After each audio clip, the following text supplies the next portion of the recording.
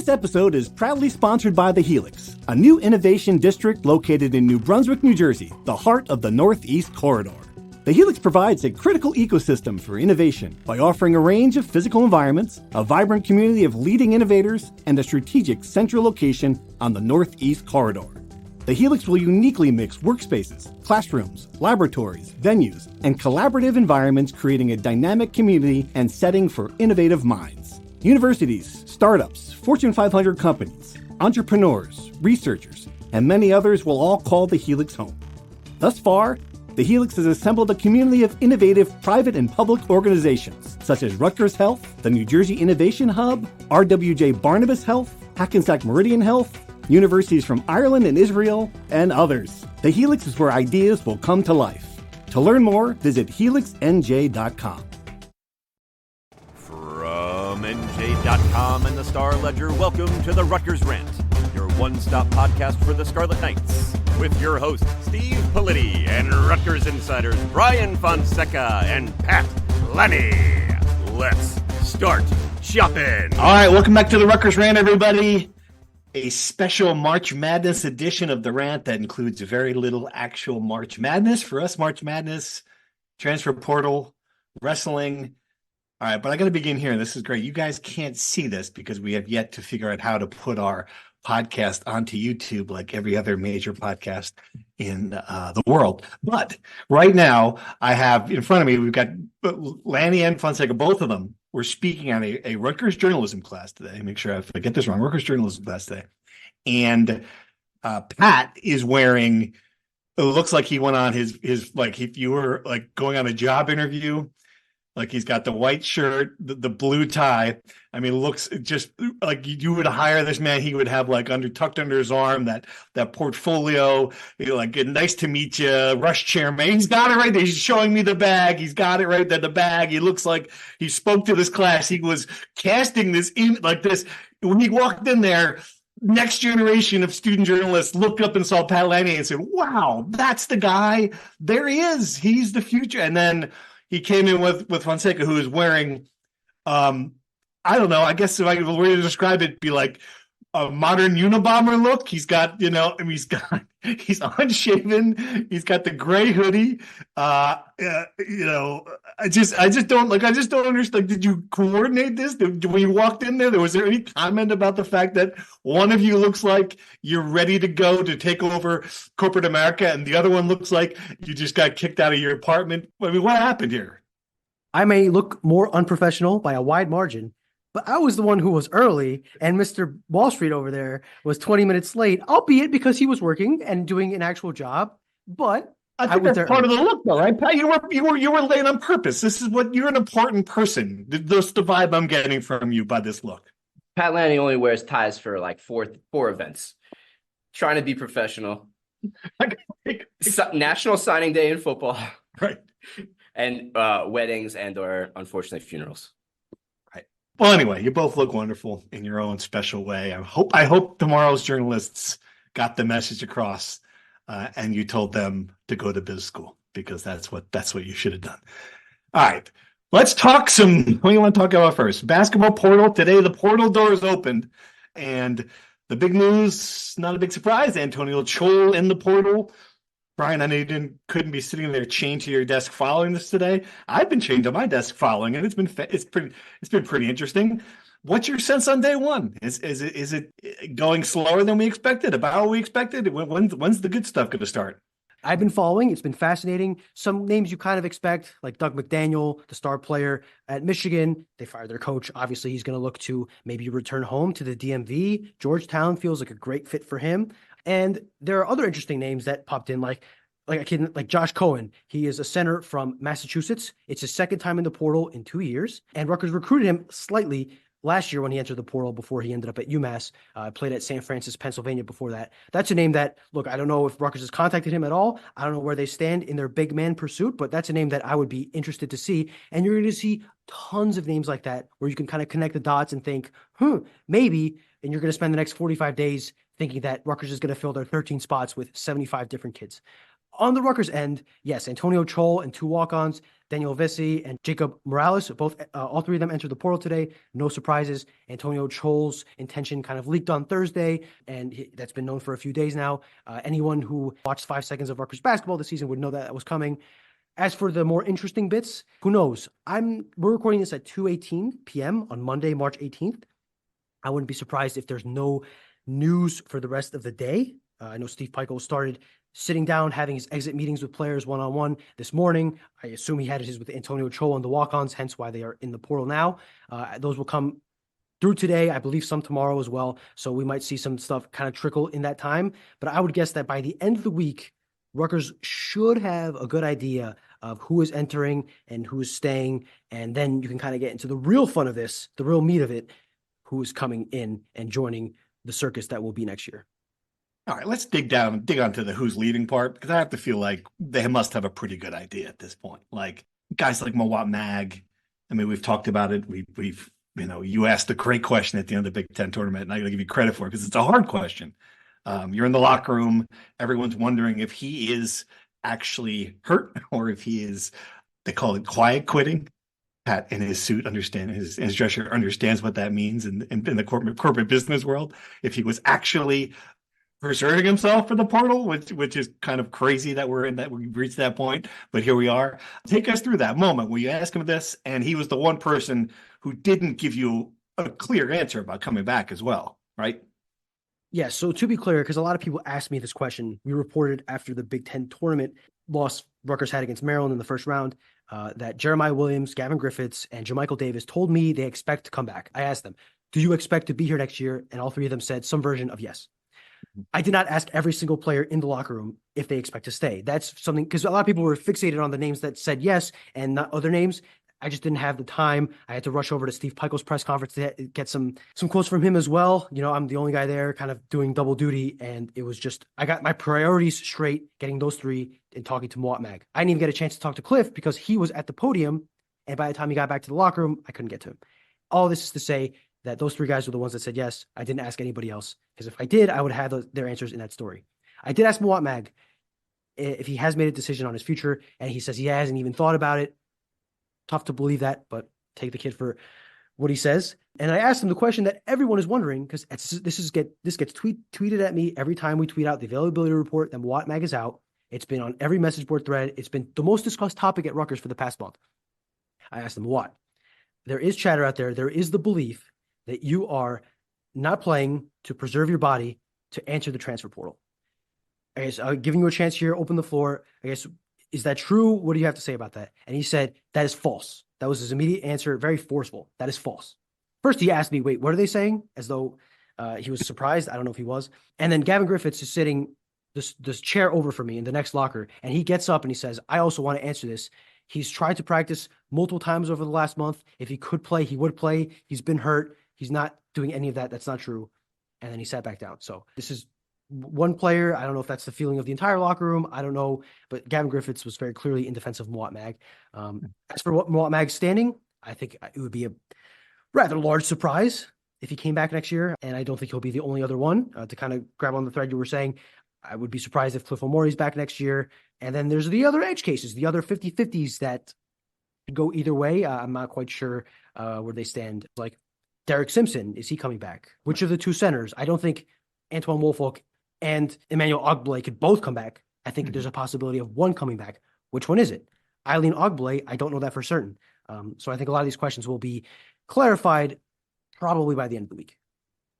Pat, from your perspective, just looking at this, and it's interesting because like watching that game against Maryland, watching the game against the second half against Ohio State, watching a lot of these games, like, it feels like the entire team checked out. Like I'm not just looking for better players. I'm looking for like a different chemistry thing too. And like, if Mawot Mag was hurt, then forgive me for saying this. I apologize. Like, okay, you guys hurt, you shouldn't be playing, but aren't there injuries you got through too? You know what I'm talking about? Like, isn't there some element of that where, you're not out there, you have a chance to play. Pikiell's went out of his way to say this guy practiced. You look good in practice. Like there's just blaring red lights about that one. Yeah. Like it definitely the red flags go up. There's no question about it. I always come back to, well, yeah, he could have gutted it out probably if they were playing for something. Right. But at this point, obviously the ultimate goal of the season was long gone. So I think that kind of sorted itself out. But yeah, there's certainly the flares have gone off on this Mawot Mag scenario. I think it was very, very good of Gavin Griffiths to come to his defense, and even Mawot to just say, to take the floor and say, no, that's blatantly false. And I think that was a really good journalism and good for the player as well. And I do take the three guys you got the S's from. And again, this can change, Brian, but I do really think that certainly JaMychal Davis is going to be back. I would think Gavin Griffith would come back. He doesn't, I get up and down year. There's not a lot of places I think he can land. And if Jeremiah Williams doesn't come back, then wow. That's all I got to say about that one. He certainly will have a starting job, A, and B, Rutgers program rehabilitated his career essentially here at the end. It would just be kind of weird if he didn't. So I'll give you those three. Definitely coming back. That puts us in the same spot that we talked about needing a big man, a wing of some kind with some leadership, and of course a shooter. So I've been looking at the guys. This is fun. And I know you mentioned this, like you get kind of addicted to, look who's out there. I'm going to throw two names at you, Brian. Completely blue. You don't know this is coming. Two names. Tell me if I'm crazy. Tell me if you think it's possible. Tell me if it's not a good mix. Darling Stone, Dubar, Hofstra, familiar with him. 17.8 points a game, 6.8 rebounds. Big guard, be nice to have him. 40% from three, number one. Amari Williams from Drexel, 2 points a game, 7.8 rebounds. Two guys from the area who certainly would be familiar with Rutgers that I'm sure they've scouted and seen. Go ahead. The first one, I think he fits a lot of what Rutgers needs. He is a sharpshooter, which is priority number one for this team. Mm-hmm. That was one of the first things Steve Pikiell said when I asked him what's on the list for next year. A shooter. I think that is very clearly their biggest need, and he fits that. They have some experience in facing him. I believe he was on last year's team that defeated them in the first round of the NIT. I think he'd be a great get. I don't know if they are at a point where they've talked to him. I don't know. Right. But I certainly think he would be a positive get. Can you throw that second name at me? Because I was not listening. Okay. Be sure honest. Amari Williams, center at Drexel, big body, 6'10" guy, 12.2 points. Sure. I think, again, a good fits at the position. He was one of the first guys to say he was intent to enter the portal. I think he's going to have a lot of interest, and I think that's going to be the battle that Rutgers is going to face, in that there's going to be a lot of guys in the portal where you say, ooh, would be a perfect fit. The thing on the other end is there's 70 other teams that think, ooh, perfect fit. And a lot of those teams have a lot more money to offer than Rutgers, right? And I did break down the Josh Cohen name as well, 15.9, 6.8. Lincroft native. Now, what's interesting is the kind of profile of big they're going to want to get, right? Are they going to want to stick with Josh Cohen is a guy who scores a lot on the inside. He could shoot a little bit from three, not at volume, but he could shoot outside. He's really crafty inside, great rebounder. Not a great shot blocker, but he does a lot of the things that a traditional Steve Pikiell big does. A very inside presence. Are they going to have any interest in a guy that's like an inside center, a guy who can shoot a little bit, who can go out into the perimeter, be more of a off the dribble center and play a little bit, sacrifice a little bit on the defensive end? I think that's going to be very interesting and telling of the kind of way they want to shift their playing style for next year. Right. I do think they want to be a little bit more offensive oriented. Again, it's hard to be any less offensive oriented than they were this year. But I think that where they go with the center position will be very telling for them in that respect. And I think they're going to cast a wide net at the center position. And I think that that's going to be one of the main priorities for them for sure. Josh Cohen, to me, fits like a glove. I think he'll have a lot of suitors. He's a first team A10 guy. His numbers look great. So yeah, look, if you land any of those three guys, I think those are smashing successes. But I will remind you that A, there's a lot of competition, and B, there are 44 more days of the portal and a lot more kids entering. So if they don't land any of these guys, I think there will be more options available in the coming days. Right. And it's also a money thing, Pat, right? I mean, we can't forget about the other part of this equation. And then I have no new clarity on like I wrote a column after they lost to Maryland where I thought like I'd heard some positive developments. This Vegas tournament, and we'll get into that a little later with the schedule. The idea they could get $1 million for playing in November in this what looks just to be a fantastic event out in Las Vegas over Thanksgiving. Let's book it for a million reasons, not less. Least of all, me in Las Vegas over Thanksgiving. I've already booked my room.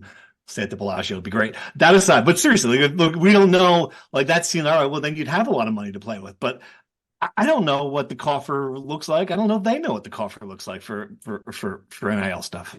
Yeah, it's really fascinating. Just listening to all these names, and the analogy that popped into my head is that now Rutgers is the annoying guy in the ice cream line that's like sampling 7 different flavors. Like, oh, the strawberry is good, but I want the Rocky Road, and I'm gonna can I just have one more sample, and can I do this and that and that? Like, let's slow down a little bit here.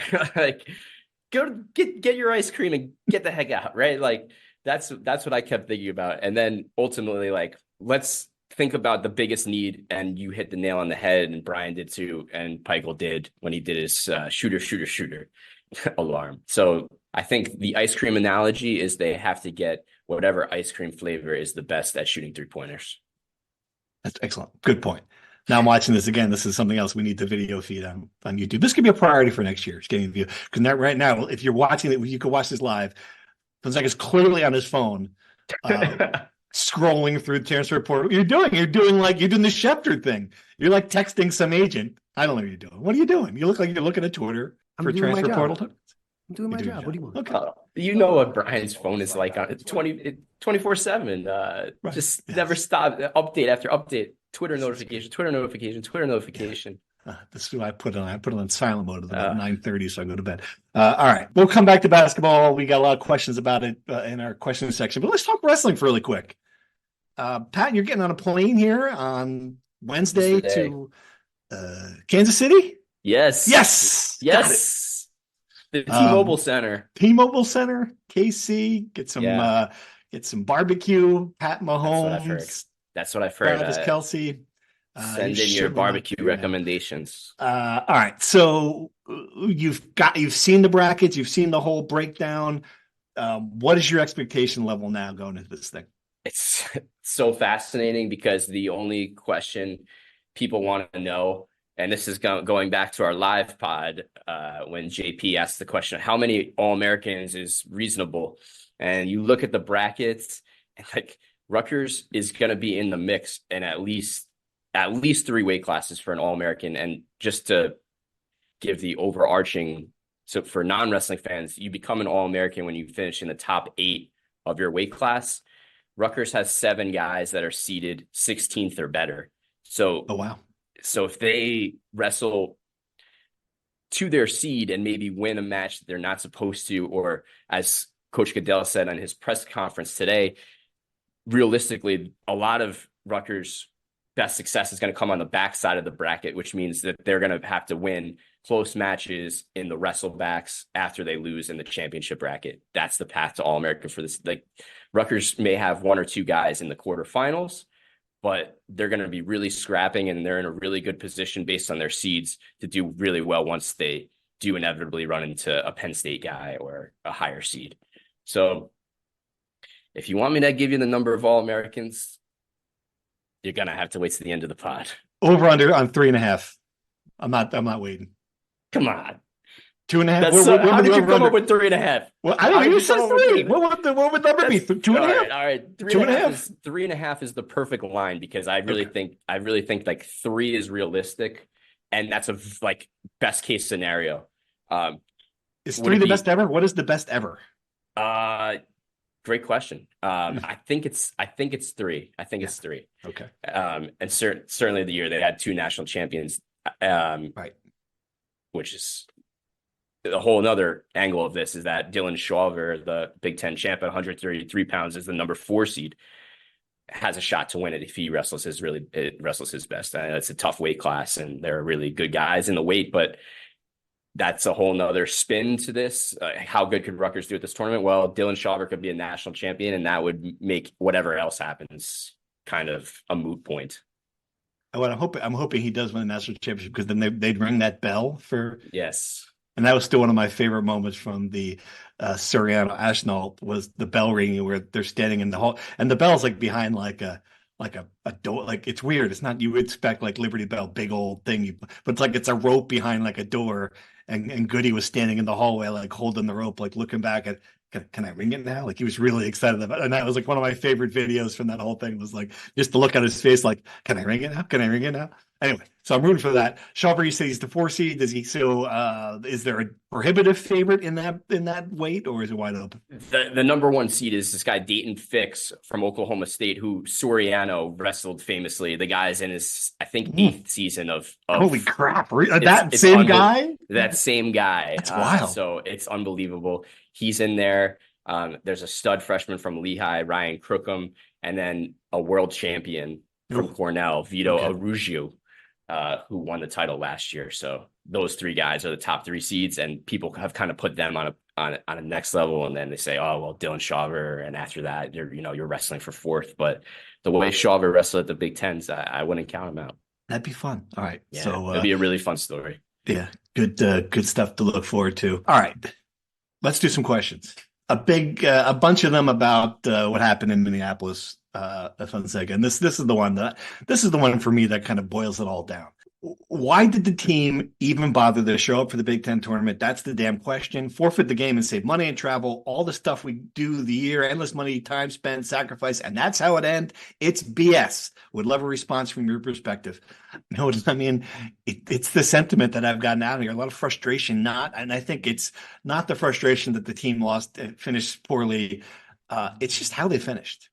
Right. It's just not, you're playing a Maryland team that you're even with by every, in the standings. Certainly you saw they played each other, they each 1-1 during the season, each one, and you're down 17-3 in like the first minute and a half. Sure. But I mean, this guy's gotta be joking, right? You didn't think they'd actually quit the, it's the sentiment of it. He's not going to, the frustration. Sure. I can understand the frustration, and look, also the fact that they've lost 6 of the last 7 games in the regular season, and all of them by double digits. They've had a lot of struggles, and it's something I keep going back to. This team just was not very good, and I think they knew they weren't very good. Obviously, the results dictate that. And when you know you're not very good, and you get off to a bad start, you figure you have no chance of coming back. So, have you guys ever been in a rough work situation, or you're failing a class and there's a month left, and you just don't think there's any chance of coming back? You just give up, or is it just me? I assume that's the similar feeling of just like, what's the point? Are you not looking at the guy wearing a shirt and tie and the definition of success? Never in my life. That shirt is perfectly ironed. Do you think a guy who looks like that has ever tasted what you're talking about here? Look at him. Come on. I think the bottom line is this team just was not that good. And anyone that was thinking of anyone outside of the program that even believed for a second that they would make an NC State level run through the Big Ten, win the tournament, and go to the NCAA tournament, which is really the only point of trying in the Big Ten tournament, right, is to win. Who cares if they won 1 game? I mean, would it really have made a big difference? No, right? Like, I think getting NC State went and had to win 5 games and won it. Right, but they were the 10 seed. They were 10 seed, and let me look this up where they were on KenPom. They were North Carolina State. While he's Googling, like, wouldn't you also want to end the season on a positive note and not that you mailed it in, to use your quotes? Yeah, I think that I agree with that too. Like, isn't there some pride? I mean, I just look at guys like, I don't know, like what does a guy like Geo Baker feel about that? Or guys who've been to this kind of drag this thing up to a point where, Rutgers is known for something. It's not that. I mean, I guess I come back to that. I just didn't see a lot of pride in the uniform and Anyway, that's where the frustration comes from. Yes, because you want to see guys putting their all-out effort into this as much as you are as a fan, and when you don't get that reciprocated, it's hurtful, and you feel embarrassed, as a fan, I think. Yep. Also, again, there is the element of the Mawot Mag situation kind of bringing a cloud over the team, right? Like, say what you will, I think if this team was in contention for the NCAA tournament in the last 2 weeks of the season, I think Mawot Mag might have gutted it out. Again, based on what Steve Pikiell said in his pregame radio show, he was very clear. I don't think this was an accident that he says Mawot practiced yesterday and he looked good too. right? He just doesn't say these things. I think he's very careful. And I think what he was trying to imply there is very clear. So if that is the case, and you're a guy who is playing, and they were gutting out a lot of injuries in other areas, right? Austin Williams had to get his knee drained every Monday. Noah Fernandez didn't play because he had a sprained ankle. Oscar Palmquist was dealing with a back thing for weeks, right? Like all this coming together, and you have really nothing to play for. I just think it's hard to blame guys for throwing the towel in, really. Like I come from a different point of view here. I think it's fine. And I think everybody outside of the coaching staff that believe they can make a run, I think everybody from us to most fans had kind of checked out by that point too, right? I just think there's no real foul here from where I sit. You mentioned Steve Pikiell's comments. He was more interesting in my opinion after the game than he's been in most of these press conferences where he kind of says platitudes, same thing. My guys, we've got to figure it out. It's on me. He says the same thing. This is the first time I've really ever heard him say something similar to what he said, and which was, and I'm paraphrasing it. I apologize. I don't have the quote in front of me, which something to the extent of we've got to get guys who play the way we want to play, essentially. Like who play Rutgers basketball, right? You know what I'm talking about quote wise? Yes, I'm pulling it up right now. I asked about what the next 2 weeks look like, and he said figuring out a lot of stuff, figuring out our roster for next year in this day and age, and continue to do the great job we've done in recruiting. So I followed up with anything specific you're looking to add. And he said, and I quote, I mean, obviously we need shooting. We're just going to try to add some talent and some age and, guys that are going to compete the way we want them to compete here at Rutgers. Right. Yeah. It was kind of a telling comment to me. And I think that's, speaks to a coach who ended the season pretty frustrated. Yeah. I think he was very frustrated with the way the year went. And I think the comments he's had in the last two press conferences after the Ohio State game and after this game, he's made it very clear that he used the term, I'm on a mission in his press conference after the Big Ten tournament loss. He made very clear that they're going to be much more, I don't know if harsh is the word, but very strong in positioning in the transfer portal, having talks with guys and getting straight answers right away on what their plans are and being more, I don't know if cutthroat again is the right way to put it, but they're being very intentional with the way they're navigating this offseason, which they have to because they learned a lesson from last year and that you can't let things kind of float along. You got to make strong decisions, immediate decisions, and ultimately for you to have any success, right decisions. All right, here's my question along those lines. And this is a question that 3 different people in our Rutgers Insider had as well.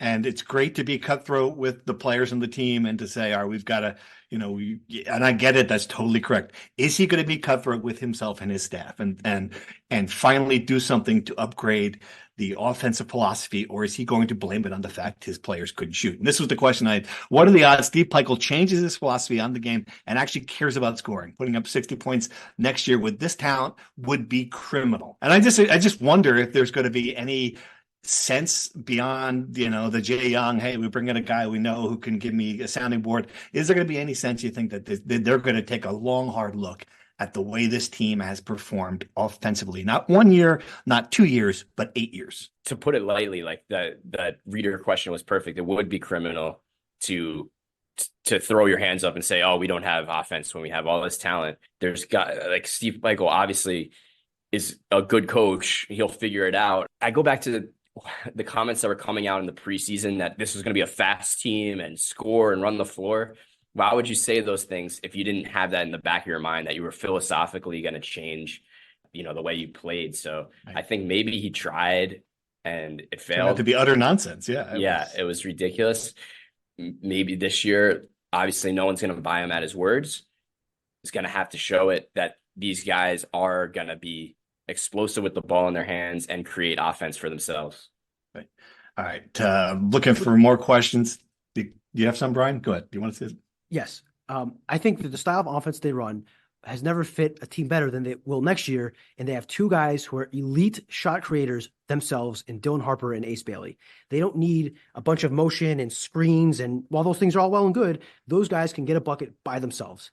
Those were the type of players that had success in this team with Geo Baker and Ron Harper Jr. And I think those 2 guys are very capable in doing that. I don't expect a wide-ranging change of offensive philosophy. I don't think this offensive coordinator that everyone read that one article in Sports Illustrated about Purdue and how everyone wants an offensive coordinator on the staff because of that. I don't expect that to happen. I'm sorry. Nobody's read Sports Illustrated for like 20 years. Come on. In fairness, Kevin Sweeney is a good writer, and he's one of the very few good things about that publication nowadays. Anyway. I kid. I love Sports Illustrated. It's just a joke. Okay, go ahead. Sorry. Just got to throw that caveat in there in case Sports Illustrated offers you $1 million a year for their exactly. Anyway, I don't expect it. I think there will be a little less emphasis on defense and more on offense. I just think naturally you have to, right? But I think if they are better offensively next year, which I think they will be, it'll be more about the personnel they have and not because they're running some intricate UConn style offense, BYU, where there's cuts and 3-point shooting and just all this. I don't know, man. I hear you. I sat there and I was courtside for the Seton Hall for the Seton Hall Big East tournament basketball game, and I got to watch UConn, and it is just a thing of freaking beauty. And I get it; they've got better players, understand that completely. But when you watch them play offensively, you're like, holy cow, that's it. It's like every shot's a 3-pointer or a dunk. That the ball moves until there's a good shot. I mean, you're watching, you're like, wow. It's just like a light bulb goes off. Like, yes, it's a little bit of that. It's possible to do that in the sport. Now, consider this: Rutgers had one guy, I think, none of the 10 possible returners, maybe one of the seniors, that shot better than 30% on threes. You could shoot 1,000 threes a game, but if you're shooting 30%, it doesn't matter. And then they have a center who is one of the worst finishers at the rim in the country. So you can make every shot a 3-pointer or a dunk, but when you're shooting awful numbers at them, it's not as valuable. And to run that intricate, beautiful thing of beauty offense, you need good players to execute. I know. Cam Spencer was maybe, if not the best, a top 3 player for Rutgers in the past 20 years, right? He is UConn's third best player. He is UConn's third best player. They have better players than Cam Spencer. Okay? That helps. He's their third best. Think about that. Maybe fourth, right? He was their third or fourth best player is an all Big East player. Think about that. Okay. Good point. Again, Rutgers will have some benefit in there because they're getting an elite talent at guard in Dylan Harper, an elite shot maker in Ace Bailey. That will help. And I just want to make sure that when those guys are knocking down shots in isolation, we're not going to start saying, wow, Steve Peichel really revamped his offense this season. I think it's just because they have better players. That comes down to most of the issues here. This is a button. I love pushing this button. Every time it gets him wound up. I love it. This is really my favorite one, Pat. This is a really good one. This is really good. I was going to say, like, someone call RUPD because the Unibombers loose on campus. The Helix is coming. That's right. Ground is broken, foundations are being laid, and the plans are being realized. For those that have not yet heard, the Helix is a new innovation district in New Brunswick, New Jersey. Smack dab in the middle of the Northeast Corridor, the Helix is a place for innovators to gather and innovation to take action. It offers a range of physical environments, a vibrant innovation community, and a strategic central location in close proximity to New York, Philly, Boston, and D.C. The Helix will uniquely mix workspaces, classrooms, laboratories, venues, and collaborative environments, creating a dynamic community and setting for innovative minds. Universities, startups, Fortune 500 companies, entrepreneurs, researchers, and many others are already signing up to call the Helix home. Thus far, the Helix has assembled a community of innovative private and public organizations such as Rutgers Health, the New Jersey Innovation Hub, RWJ Barnabas Health, Hackensack Meridian Health, universities from Ireland and Israel, and others. The Helix is coming. Visit helixnj.com to learn more. But I don't want to like set off any alarms here. I didn't even mention this. You guys are in the Daily Targum's office right now on campus, which they have like a nicer recording studio than we do, apparently, with like they've got these professional mics, and this is great. Man, you could be this is what you look like dressed like this. You look like you could be the young adult, like what's the general manager of the Daily Targum. Yes. Everyone looks up to him. It's like the cool guy who's still young enough to relate to the kids, but also like a leader of men. And Ryan looks like the guy who comes in at night and does the recycling, scrolling his phone as he does it. I do want to say two things. Boy, okay. The Unabomber, for all his faults, was a very smart man. No, you can't. I don't know. No. For all his faults, for all the things he did, he was a genius. So thank you for calling me very smart, because I know that's what you're trying to get at. Okay, I'm handsome and very smart. Second of all, Thank you to Ben, the videographer at the Targum. We knocked on the door because we saw him in the office. I knew that the office was here. I've been here recording a podcast in this very studio in the past. And I thought, pretty convenient place to record a podcast. We saw him in the window. We knocked. He talked to his boss. They said, "Oh, Brian Fonseca and Pat Lanny of the Rutgers Rant podcast. Please do come in here." Is that what they said? They did not say that. They said, "Yeah, you guys can come in. It's fine." And but thank you to Ben for doing so. And yes, hopefully this is the best sounding podcast we've ever had. Excellent. Unabomber too soon. Okay. A couple more. Oh, reaction to Seton Hall not getting the NCAAs. That's a good question someone had. And the second part, if you want to address this as well, how do you feel about teams who declined an NIT bid? Seton Hall did not decline an NIT bid. They will host St. Joe's at Walsh Gymnasium.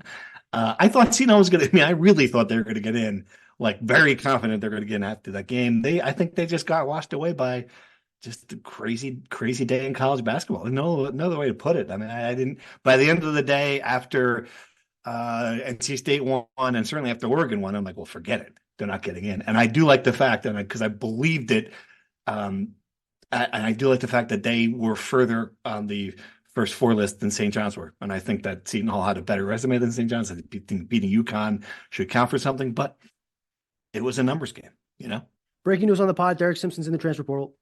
Whoa! Live on the podcast. This is wow. Does this just happen right now? That's a huge one. Yes. Okay. Yes. All right. Rapid reaction. What did he have anything did he tweet anything? No, he's in the portal. He's in the portal. Okay. But so this is not like him announcing it. This is you're getting this news. Yes. Right. All right, let's let Brian get to work and I'll give you my 2 cents on Seton Hall in the meantime. I totally agree with you. They had a better resume than St. John's. Beat them 2 out of 3 times. No question there.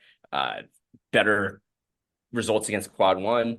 I just thought like all the bid stealers, you're right, definitely took away. But then schools like Virginia and Michigan State got in. And I thought Seton Hall had a better resume than both of them.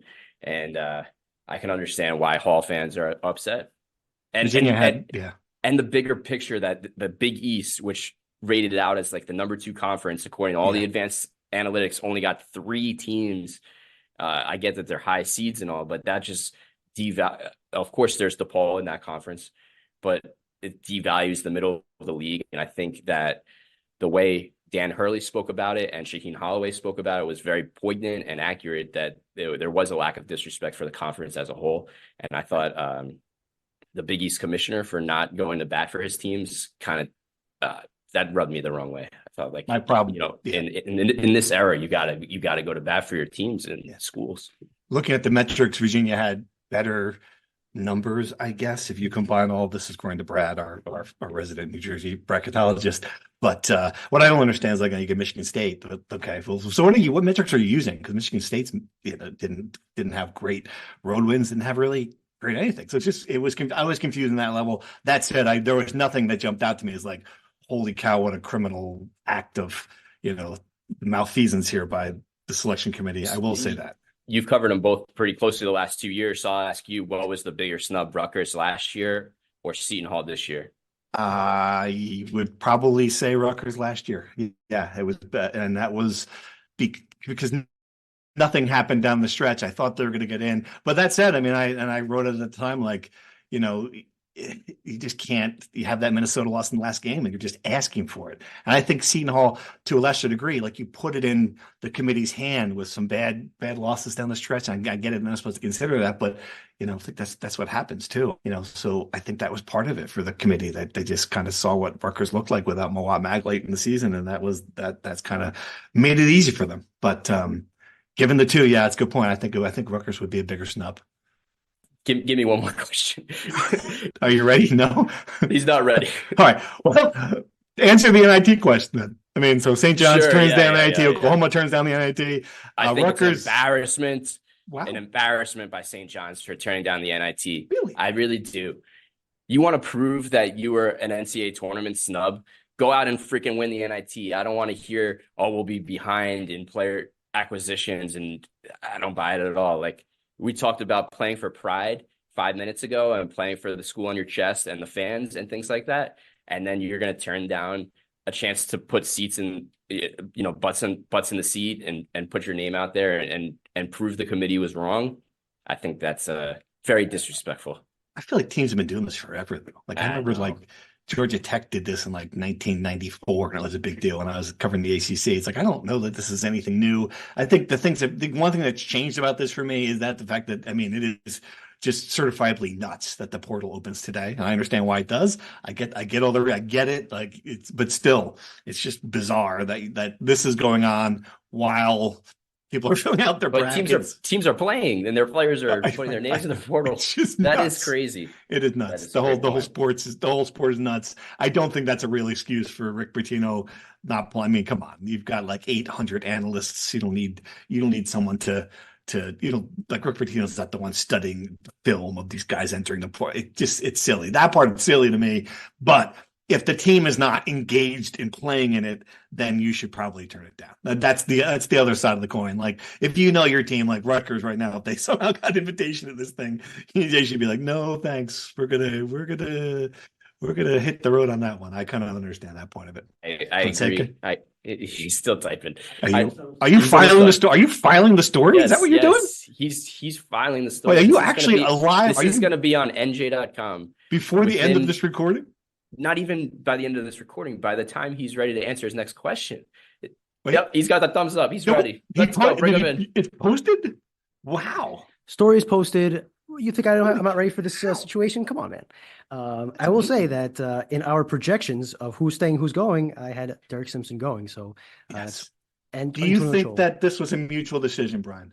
That both parties are ready to move on?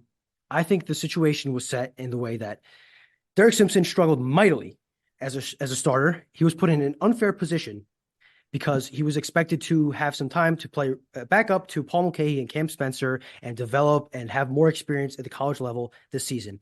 Then those two guys bolted at the last hour, and Derek Simpson suddenly was playing with added responsibilities. Derek Simpson struggled mightily. He had the lowest effective field goal percentage of any player in high major basketball with a usage rate of at least 20%.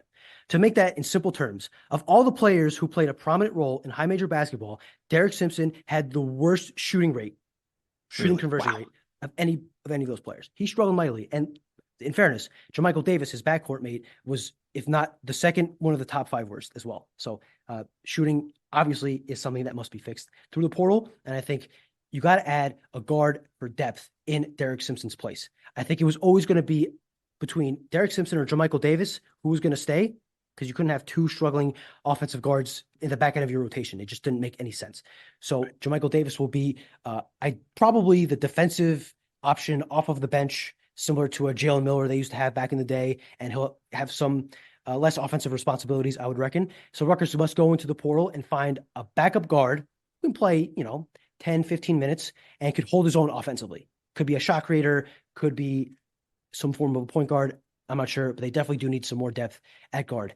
I think this is a positive move for Derek, truthfully, because his only option to stay next year would be to take a significantly lower role, play again 10 to 15 minutes, and probably have to take much less shots. I think you can go down to a more appropriate level, maybe a mid-tier A10 team, maybe a low major team in the NEC and the MAC, wherever, where you can be the guy. His father, Ron, played at Rider, is a Rider Hall of Famer. Derek Simpson at Rider is a guy who could play 25, 30 minutes and have that prominent role. I just don't know if he was at the level where he could do so at the Big Ten. So that's a big step down. But anyway, yeah. That was just me pulling it out of my brain. I think that this decision is mutually beneficial. And while it is a mild surprise, I think it was kind of always headed in this direction. Once both parties sat down and hammered out the situation, it just made sense. Yeah. And to me, this is something else that signals that the idea that, the quote unquote developmental program, well, that works. That's a great philosophy. And Steve Pikiell is known for that. And that's how he built Rutgers. But the game's changed. Like we're not seeing, in some cases, you're just not going to have that opportunity to take a step back. Let's bring this guy in. It's just not working that way anymore. And this is to me the biggest example of that you got. This college basketball is different. This season was the product of the developmental program crashing, right? You developed the guy, Paul Mulcahy. He walks out the door. You give Cam Spencer this great opportunity, a stepping stone. He goes out the door. Cliff Amori, a guy that you developed, played for 4 years, regressed. So all of those things came together, and that idea of development, this feels like a Shiano lecture. It really crashed and burned. And you're absolutely right, especially in a sport where you need 5 guys. The idea of developing and waiting and being patient just doesn't exist, especially when you have 1 year to make it work with Ace and Dalen Harbour. All right. The thing about being a developmental program in basketball is that if you're going to do that, it has to be 1, maybe 2 guys of this level, where that if they don't pull through and grow to the level you think, you could afford that risk. You can't build an entire team off of developmental guys, because they're more likely than not to not pull through and not develop to the level you think. And then you're left with a perfect storm this year where a lot of those type of guys, Derek Simpson, Antoine Woolfolk, guys that you took a flyer on and you hoped would develop better than their recruiting ranking, and they ended up playing about at the level that they were projected at. Sometimes the recruiting industrial complex gets it right. And unfortunately for Rutgers, in this case, they got it right with Derek Simpson, who's a good player, but to this point has not shown that he's a Big Ten player. All right, Pat, I'm going to give you one wrestling question. Let Brian kind of wipe the sweat off his brow here after this breaking news during the pod. This is from JP, of course, who asked this question at our live pod. Similar to this, he wants to know, revisiting my over-under of 5 All-Americans, what do you think? And I'm putting Braden Davis on upset alert. Dean Peterson is peaking, and that will be the highlight match of Thursday in a 125 bracket that 5 guys can win. Dean Peterson over Braden Davis. For context, JP is like spot on with this analysis, I think. For context, Dean Peterson is the 15th or 16th seed at 125 pounds. Braden Davis is a Penn State guy who won the Big Ten as a true freshman, but Peterson wrestled them really tough. And so if Peterson gets out of the first round, where he's wrestling another New Jersey State champion that actually beat him in high school, Brett Unger of Cornell, if he beats him in what is going to be a fascinating match, he'll most likely get Davis in the second round. That if he pulled off that upset, it would already thrust Rutgers into like, all right, we're already in miracle mode, and we're 10 minutes into the tournament. Certainly, I think that's a great call there. The 5 All-Americans, I think, would be a dream scenario. Absolutely. I'm putting the over under. I think you nailed it. It's 3.5. And if it goes over 3.5, it's like one of the most successful postseasons in Rutgers history. And if it's 2, it's a pretty good season. And anything less than that is a poor performance. So Goodale wouldn't put any number on all of all Americans today in his press conference when asked about his expectations. But, you know, there are 8 guys going for Rutgers. The last one, Mike Chetta at 149, got an at-large bid. He's the 32nd seed out of 33. He's probably the one guy that really is not going to be in the running for an All-American spot. Let's be honest. Let's be realistic. He's had a great season. He could certainly win a match or 2 at this tournament. There's no doubt. But the other guys, the other 7, realistically, if they wrestle well and do what they're supposed to do, they're going to be in the mix.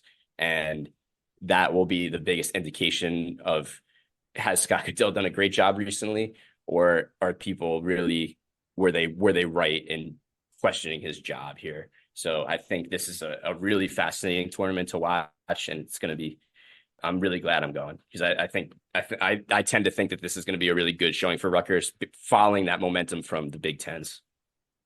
All right, a couple more things. I love this question. I asked on Twitter for questions about, on our Twitter feed. Sally, our social media director, sent me this question. You guys trained as journalists from college, internships, et cetera, et cetera. How did you train to do podcasts? Just crack me up. Take me through your training process for this show. Remember those days we used to come to the Door Feature Service office and do live videos? Where you'd stand there and Matt Standmeyer and a couple other guys would be the host, and then they'd have the high school reporter kind of like answer questions about his or her sport. That was my biggest. That was your training? That was my training. And other than that, I have zero training. Zero training. Yeah. I think one thing I did like radio interviews earlier in my career for when I covered Duke, and I used to do these, like just local radio stations in Durham, and I was on a lot, and I think you learned a little bit how to like talk about the team you're covering, and the realization that you don't have to answer the question that people ask. That was like the biggest thing I ever realized doing these things. And now I write down the script, so I have complete control about what we're talking about on the podcast. But when you're doing an interview, it's always good. Like someone like say, well, the Duke offense really looks like it's struggling. Yeah, the offense does struggle, but the defense, you can like really, that's like a good lesson for young journalists to just change the subject. No one really asks. Have politicians do it. Why can't you? All right. I want to do two things. The what else segment, but first predictions. This is March Madness. I want to know who's in your Final Four. I want you to give me a Cinderella. Right? Yeah. I know you guys have no time to do this, but I don't care. Put you on the spot. All right. I don't have a deep Cinderella, but I do have Creighton going to the Final Four. Oh, I think they're a 3 seed. That's a good one. I think that's realistic. I have Illinois beating UConn. You have Illinois beating UConn. Wow. Okay. That's just a big going upset. out there because Illinois is not getting anywhere near UConn. Okay. I just want to put something out there that's a little different. And okay. Everyone's going to pick UConn. They look like the favorite. Yes. They should absolutely be the favorite. Yep. But if there's any team that I think, if you look at how Illinois played in the Big Ten tournament, with Terrence Shannon and being a guy that can just go out there and dominate with the ball in his hands, I think that sometimes those single guys like that gutted out single effort can perform at a high level in March. So that's why there's a little slight potential that Illinois can get it done. So that's my crazy moment. Gotcha. So your Final Four then? Illinois, North Carolina, mm-hmm. Houston, and Creighton. I'll take it.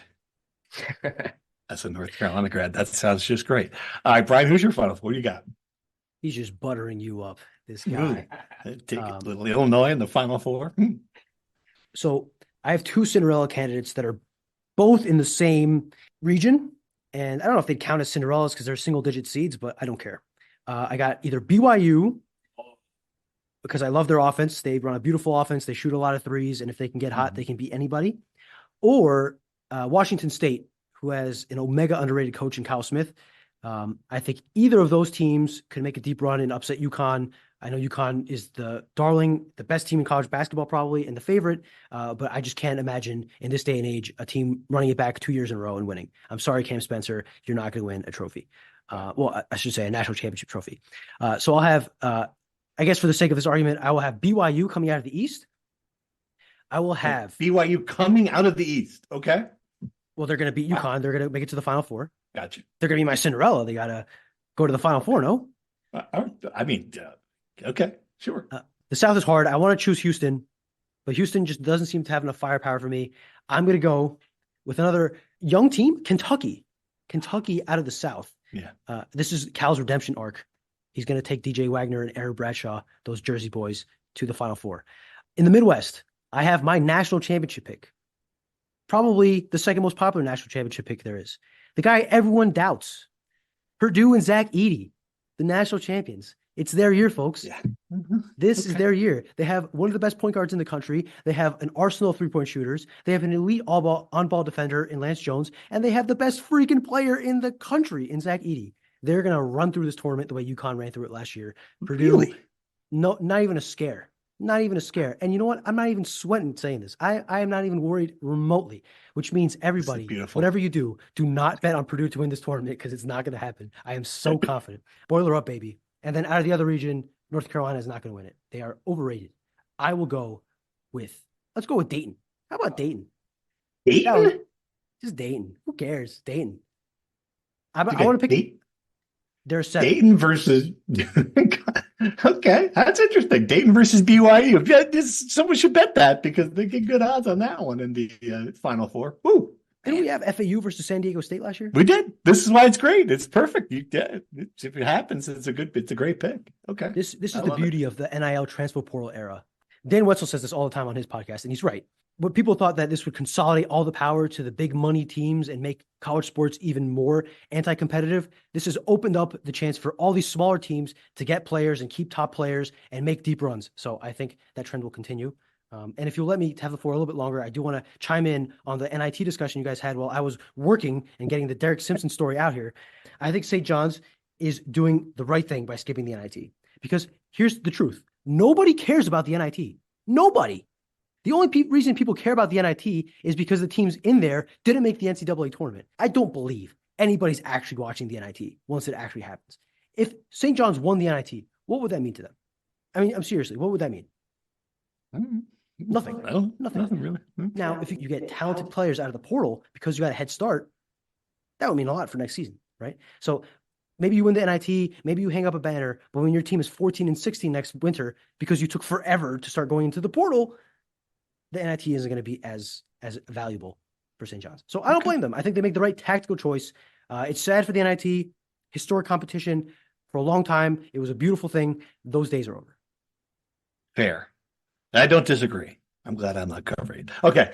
I don't have those. So I've got, unlike you, I couldn't, the only big decision I had in filling out my bracket was trying to decide which of Utah State or TCU was going to knock out Purdue in the second round. It was like a big decision for me. I went with TCU. I hope I got the right one. I just feel like that's going to happen. My one, I'm going to give you my one Cinderella. I think after years of not making the Final Four as like a number one seed, wouldn't it be pretty funny if like Gonzaga all of a sudden wouldn't it be pretty funny like this year where nobody thinks even a moment about them if they made the final, or Elite Eight this year? Because that to me that'd be kind of interesting, right? Because Gonzaga made the Final Four. Am I getting that wrong? Gonzaga lost the national championship during the COVID year.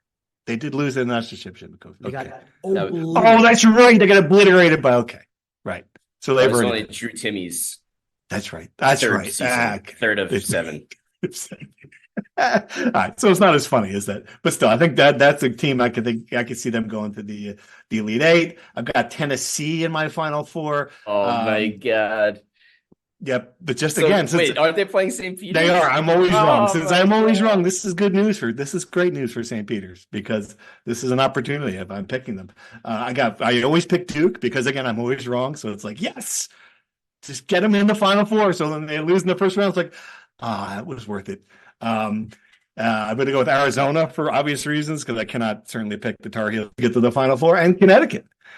Because Connecticut is by far and away the best team and will win every game by double digits. So there's my predictions. National championship. I'll take the easy one in Connecticut. All right, let's move on. We've talked for a long time. It's been a fun podcast, news-breaking podcast. What else is going on? Lacrosse lost. Baseball won a game like 27-13 over Delaware. I saw that score. I was like, oh, that's interesting. Someone complaining about the women's lacrosse team on our and saying that men's golf is really good. I don't know. Anybody got anything? I will add that we didn't talk on our last podcast that the women's track and field team had a really good finish and its highest finish ever at the NCAA's top 25 program that's on the rise. So, oh wow, great! We should have given them a shout out on the last pod. We are doing it now. Great season. Rutgers track and field's in good hands. Excellent. So what I do want to bring up is something that we forgot to bring up on the last podcast and in this podcast. I'm pretty sure, unless I missed it in my Derek Simpson news breaking haze, the non-conference schedule for next year and the potential for the Las Vegas NIL jackpot tournament that they could potentially be in, that they're in talks with. That tournament in specific, and also just non-conference schedule philosophy, I think is pretty important. It won't be resolved for at least a month or two until they figure out the transfer portal stuff. That's later on. But I do think if they get into this tournament, it's one, it'll help mightily with the transfer portal because they'll have a little bit more NIL funds. Or I should say, it'll be an attractive thing to sell to the kids on the team that they'll make NIL money just for participating in this tournament. And more importantly, it'll put them against elite teams and potentially set up a Rutgers-Duke matchup that everyone wants. I am dying to see Ace Bailey against Cooper Flagg, Dylan Harper against the other talented Duke commits. I think that would be awesome for college basketball. What is holding that back? Why have we not announced that? That's the question. Any idea? They are figuring out logistics of TV broadcasting. They got to clear it through all the conferences. They have to probably figure out like the legal stuff of all this, right? So the taxing stuff, maybe, I don't know. There's a lot of details that have to be figured out on the back end. I do think getting the okay from the conferences is a big thing, and figuring out all the logistics. And also, it's an 8-team field, and the reporting, there was 11 teams they're talking to, so they're going to have to dwindle the field too, right? So all of that kind of, the logistics have to be figured out. I will say I heard from a couple of people that they definitely want Rutgers of that list for the obvious reasons, and I think part of that is that Duke matchup you made, but also the star power. But now, yeah, I think you're right. It's in the conference's hands to get that done. Got to be done soon, so that would be huge, and that's exactly what the boost this program needs, and it's a challenge. I will say, opening that season. Not opening it, but starting the season pretty early on with a test like that would be fantastic, and but also just the massive challenge for Steve Michael. Man, you can start 0-3 pretty quickly. Right, and I think it's valuable, 1, for the resume, 2, to prepare them for March, which you inevitably hope this team makes comfortably. Right, if Rutgers is sweating on Selection Sunday, we've said this multiple times, it'll be a pretty big indictment on how the season went. I've given this some thought in the past week too. I'm curious to hear your guys' thoughts. Scheduling quality teams, getting to these tournaments, obviously it would be really good for the program. The games around them, right? You can't play 13 non-conference games against elite competition. Should they, logistically, for their resume, schedule 7 horrible Quad 4 teams, like Stonehill and, like those low-level teams? Or should they get higher-level teams like the Yales and Princetons and teams that won't necessarily help your resume, but if you lose to them, it won't be the end of the world like it would if you lost to Stonehill at home, for example? That's a great question. And I think it's an open-ended debate right now, right? I mean, that's what people, you listen to Jim Boeheim, you listen to some people who think that who the Providence coach was going off on this about scheduling stuff. But do the metrics support that? That's my question. I guess the fact that you have a high net is not necessarily a ticket to get in. So the feeling that a lot of coaches have expressed is that there are so many analytical tools here between the net, KenPom, RPI, KPI, strength of record, strength of schedule, non-conference strength of schedule, so many factors here that the tournament committee could essentially pick the teams they want and decide what metrics matter that year to fit the narrative. Virginia should not have been in the tournament. They stink. Almost all their games that they lost were by double digits. They have 2 Quad 1 wins. Why are they in the tournament? What metric could they possibly have used to justify that? Obviously, they found one, because otherwise it doesn't make sense why a team with 3 less Quad 1 wins than Seton Hall, in roughly the same amount of opportunities, is in the tournament. It makes no sense to me. And I think that's the truth for a lot of college coaches, that they're confused on what exactly they need to do to get into the tournament. And I think the NCAA could do a lot better job of expressing that to coaches and media and fans. But again, I think the issue is that I'm not sure they know what is the most important criteria until they get in the room and decide, I think we should get Virginia in the field because this year strength of record is the flavor of the month. So it's much like everything else in college sports. It's a complete mess. Okay, so you go to Kansas City. We'll come back and talk that. We'll come back on Monday, and we should have some. Obviously, we'll have some idea of what's going on in the portal. It's happening as we're recording. Who knows? We got to log off before someone else gets in there. At this point, thanks for listening. It was a crazy podcast. Lanny, loosen your tie. Uni B, go back to your lab and don't send anything through the postal service that would get us in trouble. Everyone, thanks for listening. Thank you for listening to the Rutgers Rant. To participate in the conversation and receive live updates about the Scarlet Knights directly to your phone, sign up at NJ.com/insider.